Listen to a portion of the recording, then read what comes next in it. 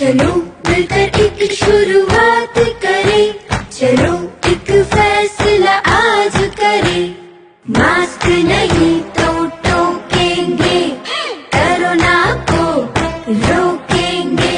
चलो एक इरादा करते हैं, चलो कुछ वादा करते हैं। मास्क नहीं तो टोकेंगे, कोरोना को रोकेंगे। अपन चैनल एससीएस मिथिला के करू सब्सक्राइब और बेल बटन जरूर दबा दिया ताकि हर खबर सबसे पहले पहुंचे अहां तक।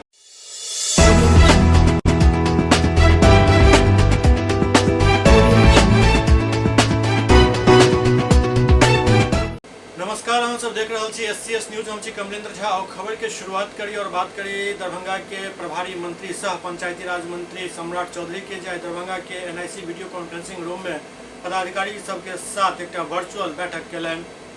बिहार सरकार के पंचायती राज विभाग मंत्री सह दरभंगा के प्रभारी मंत्री सम्राट चौधरी आज दरभंगा के समाहरणालय में एनआईसी वीडियो कॉन्फ्रेंसिंग रूम में संबंधित पदाधिकारी के साथ कोरोना वायरस के लेकर वीडियो कॉन्फ्रेंसिंग के माध्यम से वर्चुअल समीक्षा बैठक केलन। इस बैठक में दरभंगा के जिलाधिकारी डॉक्टर त्यागराजन एसएम, दरभंगा के बड़ी पुलिस अधीक्षक बाबूराम, उप विकास आयुक्त तनय सुल्तानिया सहित अन्य पदाधिकारी शामिल छला।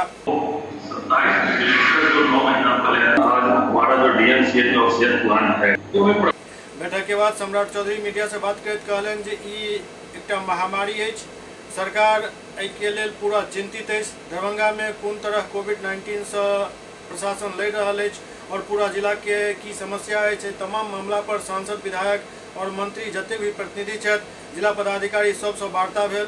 ओ कहलन जे डीएमसीएच में तमाम लोग के देख रहल छी कोन तरह के इलाज अछि और की व्यवस्था कयल जा सकैत अछि, पर पूरा ध्यान देल जा रहल अछि।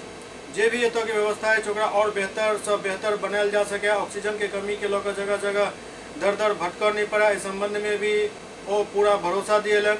वो कहलन ऑक्सीजन कंसंट्रेटर हमारा पास अभी भी 50 खाली है, जिनका जरूरत है बतेता उनका उपलब्ध करा दिल जाए। ये महामारी है, सरकार पूरी तरह चिंतित है। दरभंगा में किस तरह कोविड से लड़ रहे हैं, ये पूरी जिले की समस्या को तमाम माननीय विधायक, सांसद, मंत्री और इस जिले से जितने जुड़े प्रतिनिधि थे सबसे वार्ता हुआ। जिला प्रशासन से बात कर रहा हूँ, डीएमसीएच के भी तमाम लोगों को देख रहा हूँ कि किस तरह और अच्छी व्यवस्था की जा सकती है। क्या कुछ कमी है या इसको किस तरह से पूर्ति की जाएगी? कमी नहीं है, पूरी व्यवस्था को और सुदृढ़ किया जाए। जैसे कि लोग का मानना है कि ऑक्सीजन की कमी है, तो इसकी पूर्ति किस तरह से? ऑक्सीजन की कोई कमी नहीं है। ऑक्सीजन कंसंट्रेटर हमारे अभी भी 50 खाली पड़े हैं, जिनको जरूरत है वो बताएं, उनको तुरंत उपलब्ध कराया जाए।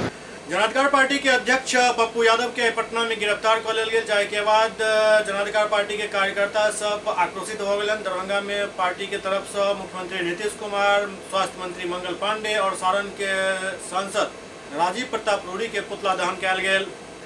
जनाधिकार पार्टी लोकतांत्रिक के राष्ट्रीय अध्यक्ष पप्पू यादव के गिरफ्तारी के एक काला अध्याय करार देल गेल। दरभंगा के पूर्व जिला अध्यक्ष के आवासीय कार्यालय पर सोशल डिस्टेंसिंग के ध्यान रखे राष्ट्रीय अध्यक्ष पप्पू यादव के गिरफ्तारी के विरोध में बिहार सरकार के मुख्यमंत्री नीतीश कुमार, स्वास्थ्य मंत्री मंगल पांडे और सारण के सांसद राजीव प्रताप रूडी के पुतला दहन कयल गेल। ऐसे पूर्व जिलाध्यक्ष मुन्ना खान एक प्रेस वार्ता में कहलन जो उल्टा चोर कोतवाल को डांटे। गिरफ्तारी सांसद राजीव प्रताप रूडी के हेबाक चाहिए और एतऽ के अंधी बहरी सरकार गरीबक मसीहा के गिरफ्तार कऽ लेलक अछि। वो आरोप लगेलन जो 15 साल में डबल इंजन के सरकार स्वास्थ्य व्यवस्था के ठीक नहीं कर सकल। लोग दवा, ऑक्सीजन, एम्बुलेंस के लिए दर दर भटक रहा है, केओ सीधले वाला नहीं है। कहाँ है बिहार सरकार और कहाँ है बिहार सरकार के स्वास्थ्य मंत्री अमंगल पांडे?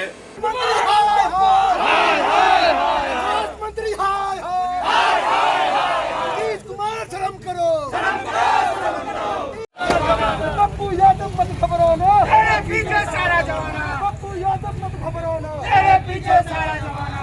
अरे पुलिस को गिरफ्तार करो, गिरफ्तार करो। सर पप्पू यादव जो कंटिन्यू गरीबों के लिए काम कर रहे हैं, बाढ़ में काम किया, पिछले साल कोरोना में काम किया, इस बार पेंडेमिक में आप देख लीजिए किस तरह पागल की तरह काम कर रहे हैं, सबक की तरह काम कर रहे हैं। उनके लिए ना अमीर नजर आ रहा है ना गरीब नजर आ रहा है। आज बिहार की जो बिहार की स्थिति बनी हुई है, उस स्थिति को देखते हुए बिहार सरकार अपनी कमियों को छुपाने के लिए पप्पू यादव को गिरफ्तार कर रहा है। उसकी वजह सिर्फ यही है कि पप्पू यादव सांसदों के घर में जाकर जो एम्बुलेंस चुरा के रखा हुआ, जो गरीबों के लिए आया था एम्बुलेंस, उस पर उन्हें अंकुश लगाया, उसको दिखाया, सरेआम किया कि देख लीजिए जहाँ पर हमारे बिहार के लोग रिक्शा के अंदर में, साइकिल के अंदर में, टांगा के अंदर में और ई रिक्शा पर दम तोड़ रहे हैं। एम्बुलेंस के ये सांसद जो है सांसद वो घर पर एम्बुलेंस को रख के बालू धुलवा रहे हैं। उसको उजागर करने के बाद आप देख लीजिए सरकार का जितनी दुर्दशा हुई है, उसके लिए पप्पू यादव को पुराने केस में गिरफ्तार किया गया। अगर गिरफ्तार किया गया ठीक है, अगर उनको कुछ हुआ तो इसका सीधे जिम्मेदार नीतीश कुमार और मोदी जी होंगे और रूडी के साथ मिलकर ये सारा काम किया जा रहा है। विपक्ष खामोश बैठी है, जनता इस तरह से निगाह से देख रही है कि पप्पू यादव के साथ इस महामारी में कौन कौन लोग खड़े होते हैं। पप्पू यादव सबके साथ खड़े हैं। आज पप्पू यादव को सबकी जरूरत है।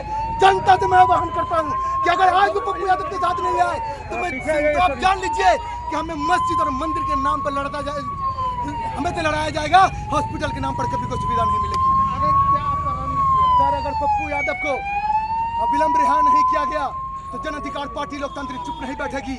और मुझे जनता से उम्मीद है, बिहार की जनता जो त्रस्त हो गई है, जो यहाँ के स्वास्थ्य जो सिस्टम में व्यवस्था है, जो चनमराई व्यवस्था है, उससे जनता त्रस्त है। सर अभी तो शहर का ये हाल है, अभी तो पेंडेमिक गांव की तरफ गया है। जब गांव से जब बड़े बड़े हॉस्पिटलों की तरफ आएगा, इस डीएमसी का क्या हाल आप लोगों को मालूम है। सर लॉकडाउन में किसी गिरफ्तार करना या पुराने केस को उजागर करना, ये तो लॉकडाउन का जो आपने निकला है उसमें तो इस तरह से दम नहीं है। सर मुझे ये समझ में नहीं आता कि जब हमारे न्यायालय में जब कोई चोर पकड़ा के जाता है या कोई पकड़ा के जाता है पुराना केस का, तो उसको रिहा कर दे रहे हैं। तो आखिर क्या वजह है कि पप्पू यादव को सिर्फ उसके मुंह को बंद करने के लिए, उसकी लोकप्रियता और उसके जो वो काम कर रहे हैं गरीबों के बीच में, उसको खत्म कर देने के लिए उनको गिरफ्तार किया गया है। अब दिखाया जा रहा है पुराना केस। कौन से पुराने केस में आपने पकड़ लिया सर? 32 साल पुराने केस में आपने उनको पकड़ा। मेरे कहने का मतलब है ये तो न्यायालय का मामला है ना सर, वो काम करते चले आ रहे हैं। कितना झूठा ये पूरा व्यवस्था हो गया है कि काम करने वाले को रोका जा रहा है। ये बिहार की जनता को एक आवाज़ है, अगर बिहार की जनता नहीं जागी तो आगे कुछ नहीं होगा। और आप लोग जान लीजिए कि बिहार से हमेशा आंदोलन हुआ है और बदलाव पैदा आया है, और यही बदलाव यहाँ से शुरू होगा और यहाँ से लेकर केंद्र सरकार तक ही लेगा। और मैं जनता से अपील करता हूँ कि आप लोग पप्पू यादव के लिए सड़कों पर आइए। पेंडेमिक है, उससे डरना है, उससे डरना नहीं है, उससे लड़ना नहीं है, उससे अपने आप को बचना है। इसीलिए जो काम पप्पू यादव करते आ रहे थे वो सराहनीय काम थे। घबरा कर हमारी डबल इंजन की सरकार ने उनको गिरफ्तार करवाया है और जब तक नहीं छोड़ेगी जन अधिकार पार्टी लोकतांत्रिक आंदोलन रत है और आगे भी आंदोलन करती रहेगी। सर ये ट्रेंड निकल गया है अभी कि जो लोग भी सत्ता के खिलाफ बोलते हैं और प्रशासन के खिलाफ बोलते हैं, उनको उठा के पुराने केसों में उनको बुक कर दिया जा रहा है। तो ये ट्रेंड क्या खतरनाक नहीं है? सर मुझे ये समझ में नहीं आ रहा है कि बहुत सारे अपराधी बेलगाम घूम रहे हैं, उनको पकड़ने वाला नहीं है। पुलिस के सामने से, प्रशासन के सामने से ये अपराधी निकल के जा रहे, शराब बांटकर निकल के जा रहे हैं, उनको नहीं पकड़ रहे हैं। लेकिन जो बिहार की जनता, गरीब जनता के लिए काम कर रहा है, आप उसको अरेस्ट कर लिया। क्यों कर लिया अरेस्ट? यहाँ जो अपराधी उसको आप पकड़ नहीं रहे हैं और जो जनता का सेवा कर रहा है आप उसको पकड़ रहे हैं। इससे साफ जाहिर होता है कि बिहार की जनता को आप चाहते हैं कि न शिक्षा मिले, न स्वास्थ्य मिले। ये लोग बस नेता के पीछे दुमलगुआ बन के घूमते रहे, उनका हाल लेने वाला कोई नहीं हो। ट्विटर पर ट्रेंड कर रहा है पप्पू यादव को रिहा करो, लाखों लोग देख चुके हैं, आपकी क्या राय है? सर ये राय की क्या बात है सर कौन ऐसे लोग हैं जो जिनका मदद पप्पू यादव नहीं किया? कौन ऐसा समाज है, न उन्होंने हिंदू देखा, न मुसलमान देखा, न शिक्षा देखा, सबका उन्होंने ये किया है। अगर सबका उन्होंने किया है तो मैं चाहता हूं कि इस ट्रेंड को जिन लोगों को पता चल रहा है ज़्यादा से ज़्यादा इसको रीट्वीट करें ताकि ये आवाज़ केंद्र सरकार तक पहुंचे। और मोतिहारी के तुरकोलिया में 18 वर्ष से ऊपर वाला के टीकाकरण आज से शुरू हो गया। मोतिहारी के तुरकोलिया में 18 से 44 वर्ष के व्यक्ति सब के कोरोना के टीका दे के शुभारंभ पीएचसी में हो गया।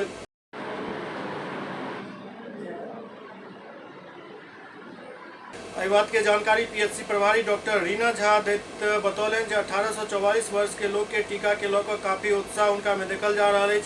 संगे संग प्रभारी डॉक्टर झा इहो बतौलन 18 से 44 वर्ष के ऊपर वाला लाभार्थी के टीका लगावे के लिए कोविन और आरोग्य ऐप पर रजिस्ट्रेशन कराबा पड़त। अपना रजिस्ट्रेशन दोनों ऐप में से कोनो ऐप में करा सके छी। रजिस्ट्रेशन के बाद जखन टीका के डेट पड़त ओहि दिन अस्पताल में आईडी प्रूफ के तौर पर आधार कार्ड लाबऽ पड़त ताकि टीका दिल जा सके। ऐप में इहो ऑप्शन है जे कौन अस्पताल में टीका लेवा चाहे छी ओकर नाम दे सके छी। ऐप के द्वारा ही बता दिल जाए जे कई तारीख के टीका लगायल जाए। 18 वर्ष वाला लोग का टीका लगाना शुरू हो गया है अपने पीएससी में जी। तो इसका क्या प्रोसेस है? किसी 18 वर्ष से लेकर 44 वर्ष तक टीका जो लेना है तो लोग क्या करेंगे कि आके टीका ले सकते हैं? उन लोग को पहले 2 ऐप आता है, एक आरोग्य और एक कोविन। यहाँ पे अपना रजिस्ट्रेशन कराना होगा। वो जैसे ही रजिस्ट्रेशन कराएंगे उनको डेट और टाइम दिया जाएगा, साथ ही जो जगह वो चाहते हैं वो दिया जाएगा और वो अपना जो डेट है उस पर आके अपने स्लॉट को जो बुक हुआ है अपने समय के हिसाब से टीका ले सकते हैं। बहुत ही आसान तरीका है। और आज तो 18 वर्ष से ऊपर देने वाला लोग का पहला दिन है, जी। तो आज कुछ लोग आए थे कि नहीं टीका जी लेने? जी आए थे। 278 लोगों का यहाँ पे वैक्सीनेशन हो चुका है अभी तक।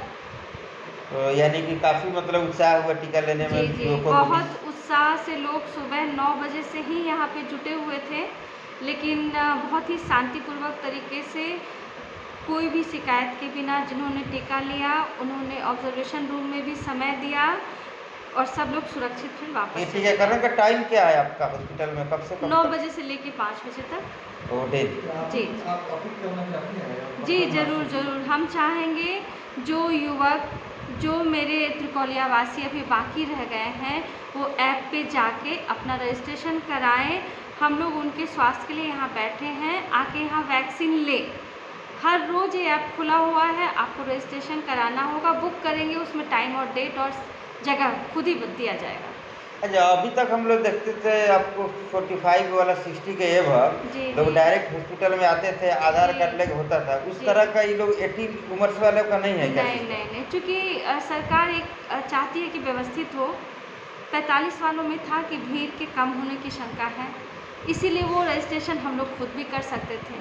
और 18 से 44 में हमारा एक बहुत बड़ा जनसंख्या आ जाता है। तो ये रजिस्ट्रेशन करने के बाद क्या लाना पड़ेगा उन लोगों को? आधार कार्ड, कोई आईडी प्रूफ लाएंगे अपना और उसको देख के हम लोग फिर आगे जिसके उनको पास verify आधार कर कार्ड देंगे। नहीं हो उसका हाँ, क्या हाँ, कुछ हाँ। विकल्प होगा? अभी उसमें आधार कार्ड ही दिखाया जाएगा, कोई विकल्प नहीं। ठीक है। जयनगर में दवा दुकानदार सब द्वारा दवा के कालाबाजारी नहीं कयल जाए के लेल जिला प्रशासन द्वारा टीम गठित कयल गेल अछि। एहि टीम द्वारा जयनगर के कई दवा दुकान के निरीक्षण कयल गेल। कोरोना संक्रमण काल में संबंधित दवा के कालाबाजारी नहीं हुआ है के लोग जिला अधिकारी द्वारा गठित 2 सदस्यीय प्रशासनिक टीम जयनगर में दवा दुकान सब के निरीक्षण कयलक। एहि दौरान अधिकारी दवा विक्रेता के आवश्यक जानकारी एवं निर्देश दिलन। अनुमंडलीय स्तर पर बनल एहि टीम में स्थानीय अपर एसडीओ गोविंद कुमार एवं डीआई मोहम्मद वसीम अख्तर शामिल छथि। टीम द्वारा लगभग आधा दर्जन से ज्यादा दुकान के निरीक्षण कयल गेल। एहि क्रम में कोविड-19 में प्रयोग होय वाला औषधि पर विशेष निगरानी राखल गेल। दुकानदार के एहि लऽ कऽ आवश्यक निर्देश भी देल गेल। निरीक्षण के दौरान अधिकारी मेडिकल दुकान में दवा और सर्जिकल आइटम के स्टॉक के भी जांच कयलनि। एहि दौरान दुकान में उपलब्ध दवा के मूल्य निर्गत कैश मेमो सब मिलान कयल गेल। संगे संग आवश्यक दवा के उपलब्धता के जानकारी लेल गेल। हालांकि एहि दौरान कोनो भी दुकान से दवा के अनुपलब्धता एवं कालाबाजारी के मामला सामने नहीं आयल। दुकान में पल्स ऑक्सीमीटर एवं थर्मामीटर के साथ साथ वेपोराइजर भी उपलब्ध अछि कि नहीं एकर भी निरीक्षण कयल गेल।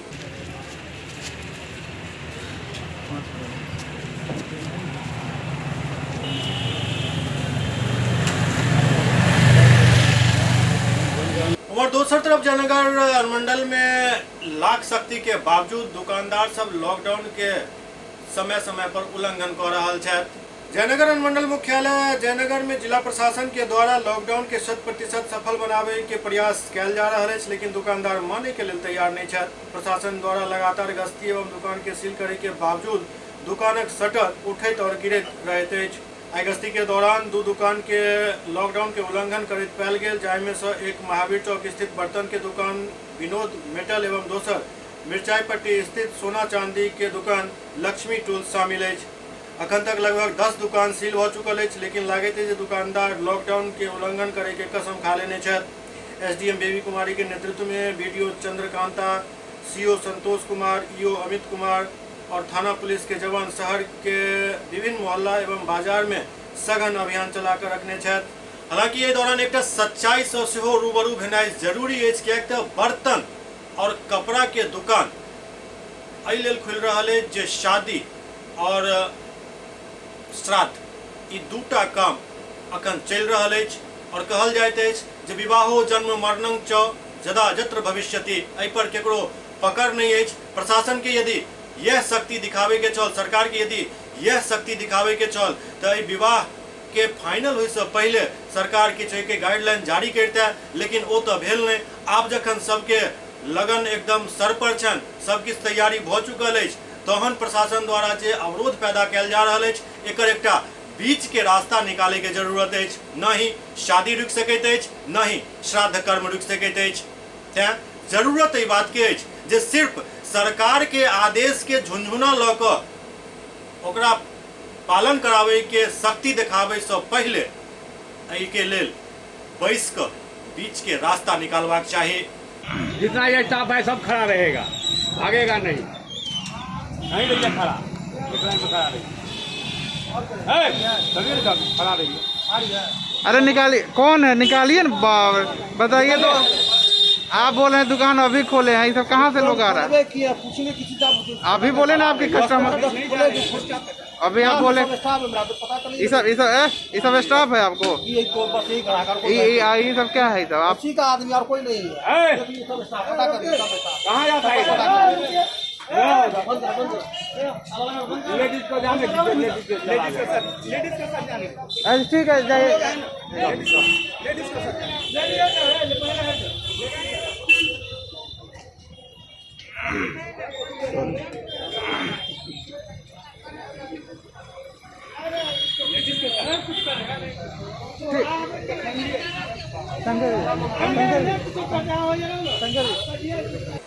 एसएस न्यूज में अखन वक्त भऽ रहल अछि एकटा ब्रेक के बाद समाचारक सिलसिला जारी अछि। चलो मिलकर एक शुरुआत करें, चलो एक फैसला आज करें। मास्क नहीं तो टोकेंगे, कोरोना को रोकेंगे। चलो एक इरादा करते हैं, चलो कुछ वादा करते हैं। मास्क नहीं तो टोकेंगे, कोरोना को रोकेंगे। Global health care and diabetes research centre, जो बिहार में पहला अंतर्राष्ट्रीय तकनीक एवं आधुनिक सुविधाओं से लैस सुपर स्पेशलिटी डायबिटीज केंद्र है, जहां एक छत के नीचे डायबिटीज से संबंधित सारी सुविधाएं मौजूद हैं, जैसे कि diabetes heart care, diabetes eye care, diabetes neuro care, diabetes foot care, diabetes pharmacy और डायबिटीज प्रयोगशाला। पता जीसस एंड मैरी स्कूल के पास, Rahamganj, Darbhanga, Bihar. Hotel grand SM Residency, a home away from home. 35 well equipped room यहाँ उपलब्ध है, जिसमें modern amenities और फैसिलिटीज उपलब्ध है। यहाँ 24 घंटा गर्म और ठंडा पानी उपलब्ध। विद्युत आपूर्ति में कोई कोताही नहीं। फ्री वाईफाई, लॉन्ड्री और कई अन्य फैसिलिटीज इस होटल में उपलब्ध है। Hotel grand SM residency ISO certified है। हमारा पता है SM प्लाजा, मिर्जापुर चौक, स्टेशन रोड, दरभंगा। हमारा कॉन्टैक्ट नंबर है 9572077779। दूसरा नंबर 8051118822, 8051118822।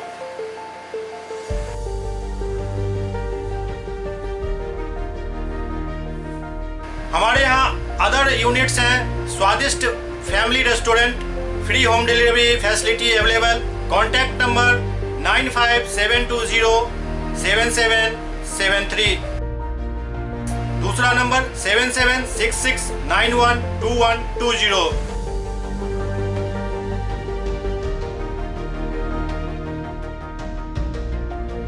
इसके अलावा यहाँ सौभाग्य मैरिज हॉल भी उपलब्ध है, जिसमें 500 लोगों के बैठने की क्षमता है। सौभाग्य बैंक्वेट हॉल भी उपलब्ध है, जिसमें भी 500 लोगों के बैठने की क्षमता है। इसके अलावा द रॉक कॉन्फ्रेंस हॉल भी यहाँ उपलब्ध है, जिसमें 50 लोगों के बैठने की व्यवस्था है। Contact number 8051118822।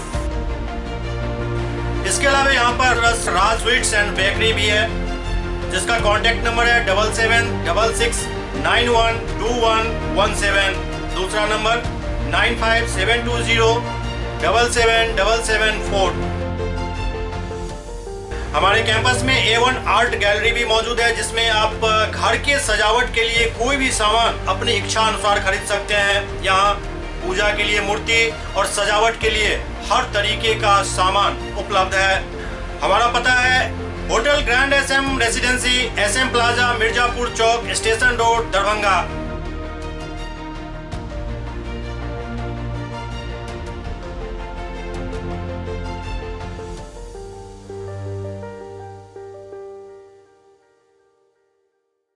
Doctor RLR public school CBSE curriculum गुणवत्तापूर्ण शिक्षा को प्राथमिकता, सेल्फ कॉन्फिडेंस को बढ़ाना हमारा मकसद है। सामाजिक कार्यों के प्रति सजग, स्कूल में कड़ाई से CCE पैटर्न CBSE पाठ्यक्रम के द्वारा लागू है।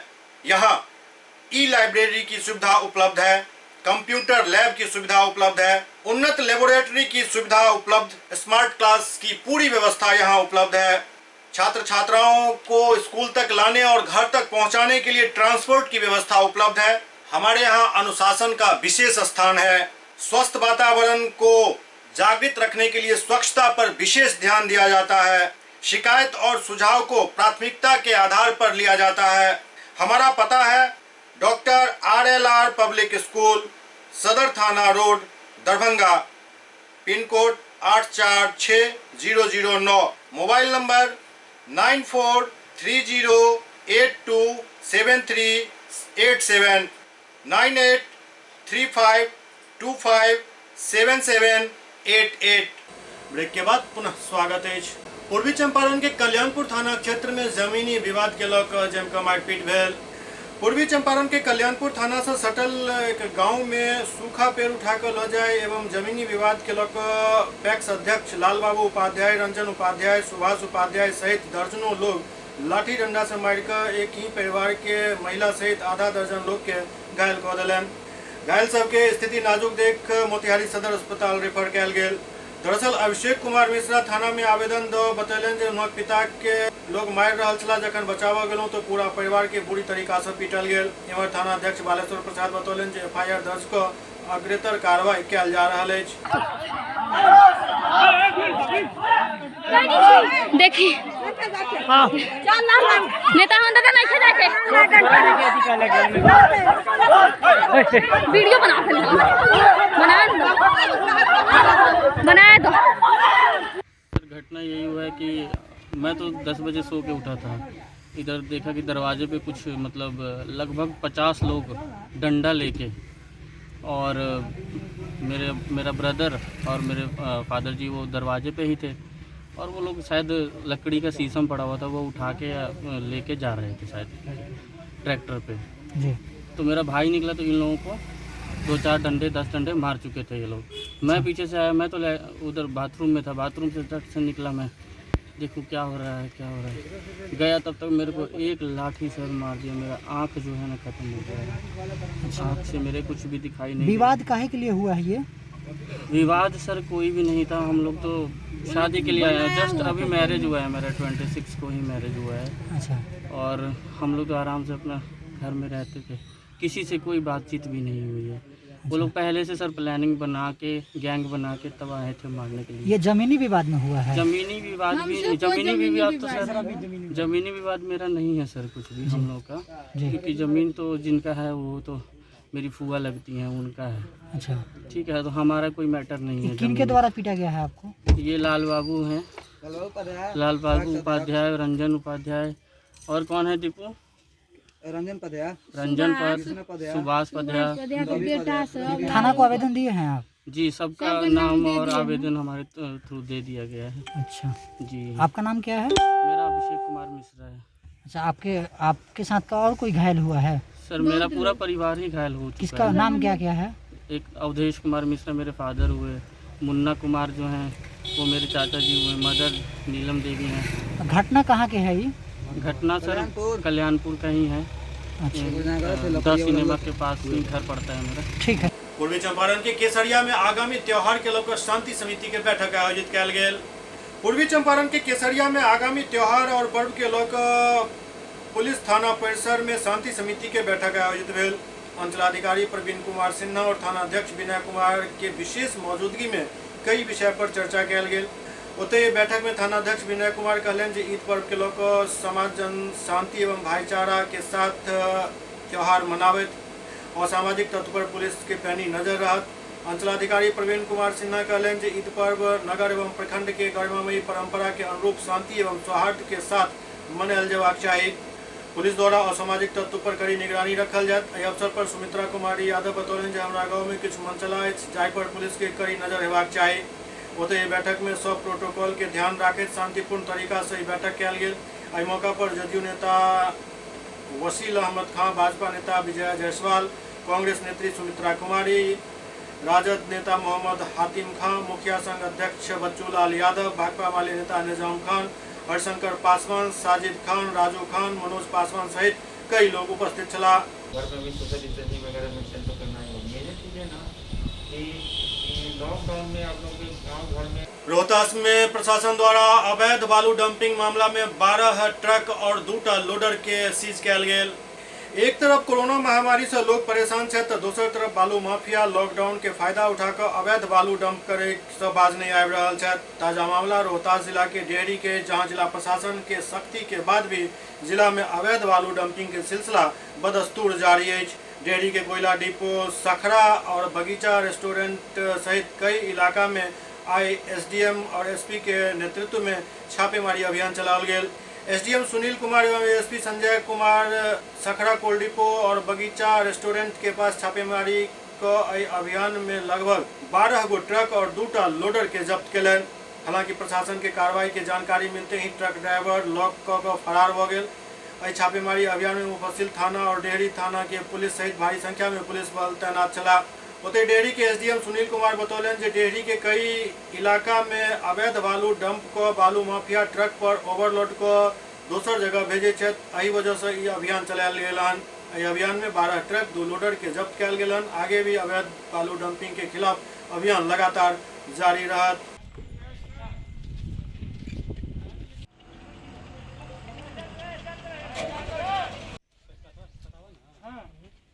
ट्रक और 2 लोडर लोड करने वाला जेकर हम लोग जब्त किए हैं, अवैध ढंग से लोड करके जाएगा और इन पर हम लोग एफआईआर।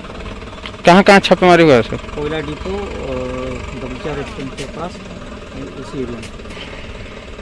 उमर रोहतास में 18 वर्ष से ऊपर के व्यक्ति के टीकाकरण के अभियान के शुरू होते लोगों भीड़ उमड़ पड़ल। रोहतास जिला के कोचस प्राथमिक स्वास्थ्य केंद्र में आज 63 दिन 18 वर्ष से ऊपर के युवा के भीड़ उमड़ पड़ल। सुबह से ही एहिठाम लंबा कतार लग गया, जेकरा लऽ कऽ खास कऽ युवा में काफी उत्साह देखल जा रहा छल। पिछला कई दिन से सब वैक्सीन के इंतजार कर रहा छला। लोग सब अपन रजिस्ट्रेशन करा वैक्सीनेशन के लेल पहुँचला। ई दृश्य कोचस के प्राथमिक स्वास्थ्य केंद्र के, जहाँ कोविड के टीका लगायल जा रहा है। वैक्सीन ले के लेल आयल लोग सब कहे चूँकि लाइन लंबा है लेकिन टीका लेना बेहद जरूरी है। एहि लेल ओ सब काफी समय तक पंक्ति में खड़ा रहे के लेल तैयार छथि।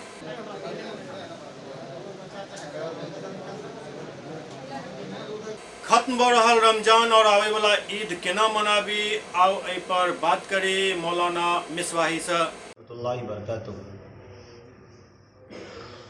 रमज़ान मुबारक का ये पाक और पवित्र महीना बिल्कुल ख़त्म, लिहाजा मैं तमाम उम्मत मुस्लिमा से गुजारिश करता हूँ कि रमज़ान मुबारक के जो 2 दिन या 3 दिन बचे हैं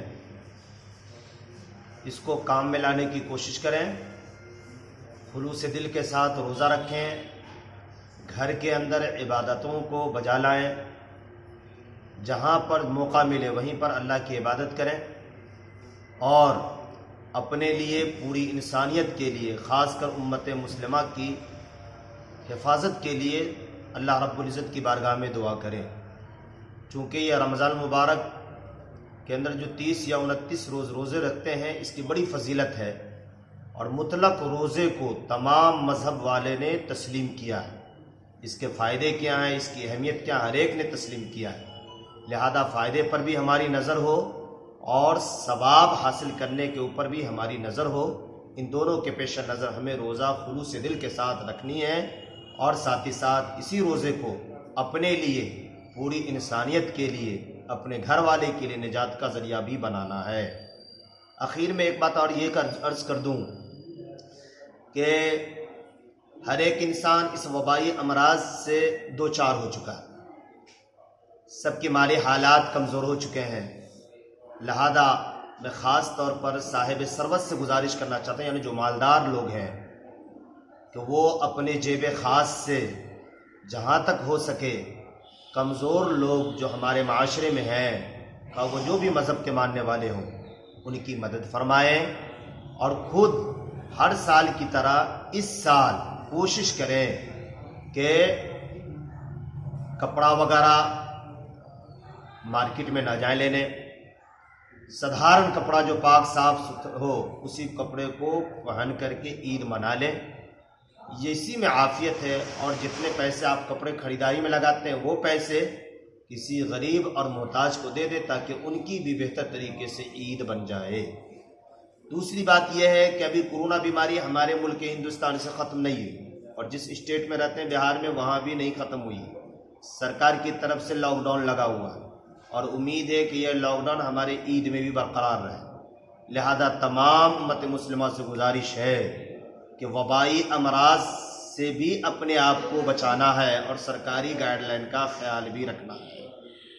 कोशिश करें कि इफ्तारी के वक्त या नमाज 5 वक्ता पढ़ने के बाद अल्लाह रब्बुल इज़्ज़त की बारगाह में हाथ उठाकर रो रो कर गिरगिरा कर दुआएं मांगे और अल्लाह रब्बुल इज़्ज़त से फरियाद करें कि अल्लाह रब्बुल इज़्ज़त, सारी इंसानियत परेशान है, हर एक लोग बिलक रहे हैं, सब के सब रोज़ी रोज़गार के लिए परेशान हाल है, मुल्क की माशियात बिल्कुल ख़राब बनते जा रहे हैं। अल्लाह इस वबाई अमराज को जितना जल्द हो सके सफ़े हस्ती से इसका वजूद ख़त्म कर दे और अल्लाह रब्बुल इज़्ज़त से अपने आप की भलाई के लिए दुआ करें।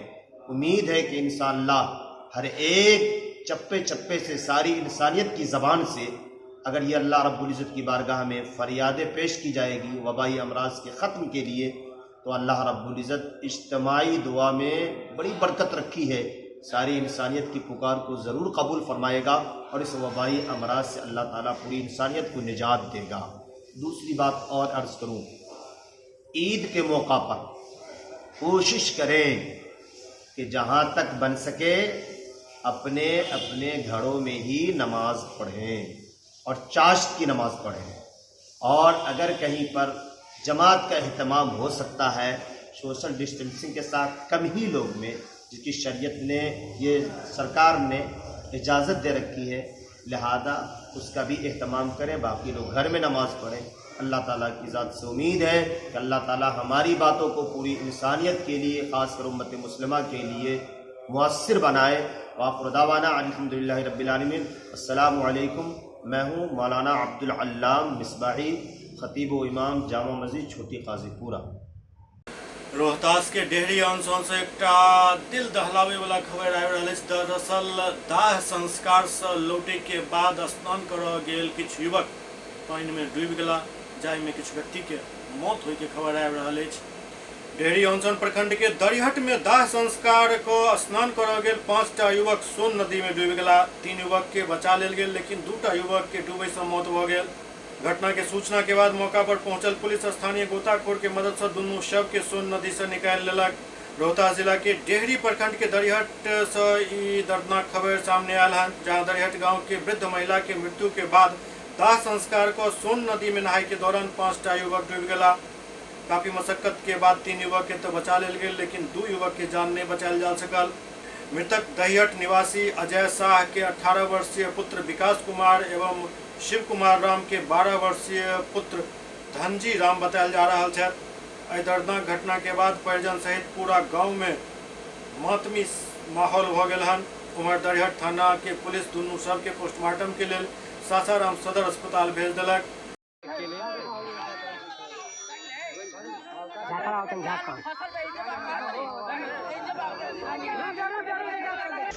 घटना ये है कि हमारे यहाँ वो शाम में बूढ़ महिला थी, एक्सपायर कर गिरा थी, वो भी थी एक्सपायर करने लगी जी, और उसको जलाने के लिए लोग यहाँ पर आए जी। उसका परिवार भी था, अगल बगल के लोग भी थे जी, और अगल बगल के लोग में आए थे तो खुद नहा रहे थे सोन में।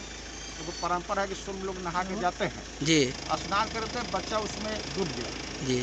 तो वो उसका जो बूढ़ी का नाती है जी खुद नहा रहा था, इसको डूब गया। जी और एक बगल का रविदास का लड़का है और वो भी लड़का डूब गया। जी हम लोग आए देखे, हम सारे थाना प्रहरी वगैरह आए थे, सब लाश को निकाले। जी तो वो पहले लाश निकला, जी ये वो जिंदा निकला। जी साहब जी का लड़का जिंदा निकला, दोनों हॉस्पिटलाइज हो गए।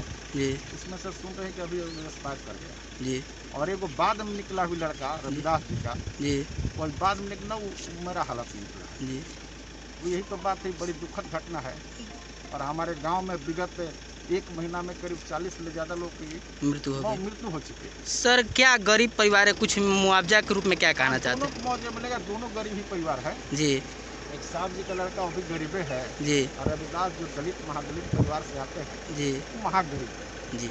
हम लोग प्रयास करें, सीओ से हमारी बातें हो चुकी है जी, थाना प्रभारी साथे हैं जी, लिखा पढ़ी हो चुकी है जी, और उसके चलते मुआवजा की सरकार सब लोग मांग करेंगे जी कि दोनों को 4-4 लाख का मुआवजा मिले। जी, हम भी सीओ से बात की अभी, जी, आपदा प्रबंधन विभाग से जो जिला में बातें होती हैं जी, बात की है अभी। जी, उसके बाद जो भी लिखा से प्रक्रिया है जी, प्रोसेस करके जाएगा जी, वहाँ से मुआवजा मिलेगा। एससीएस न्यूज के अंक में अखन एतबे, अगला अंक में फिर किछु और समाचारक संग उपस्थित है। तब तक अपने सब देखते रहो एससीएस न्यूज।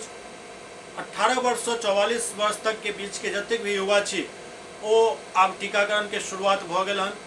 निश्चित रूप से टीकाकरण करवाओ, लेकिन टीकाकरण केंद्र पर जाय से पहले अपन रजिस्ट्रेशन कोविन ऐप पर जरूर करा लिया।